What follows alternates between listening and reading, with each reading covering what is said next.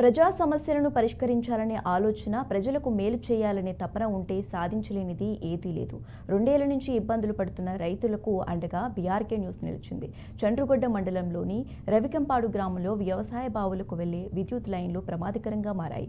అధికారులకు ఎన్నిసార్లు ఫిర్యాదు చేసినా స్పందించకపోవడంతో రైతులు తమ గోడును బీఆర్కే న్యూస్ ముందు వెళ్లబుచ్చుకున్నారు.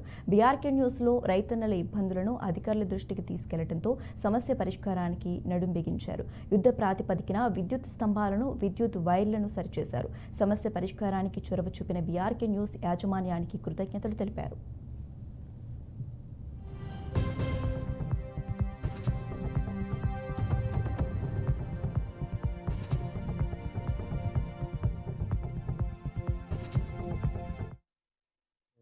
కరెంటు గురించి, ఈ లైన్ గురించి 2 సంవత్సరాల నుంచి బాధపడుతున్నాం.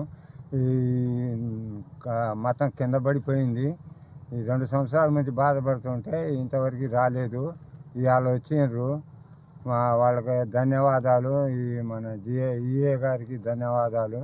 పేపర్కి ఇచ్చిన వాళ్ళకి కూడా ధన్యవాదాలు. యాక్చువల్గా ఇది జరిగింది ఎప్పుడంటే మన ఈ 2-3 రోజుల క్రితం వచ్చిన గాలిదుమ్మలకి లైన్ ఉరగడం జరిగింది. ఫస్ట్ ఇది కూడా చేద్దామని ఆల్రెడీ జంపలు తప్పించడం జరిగింది.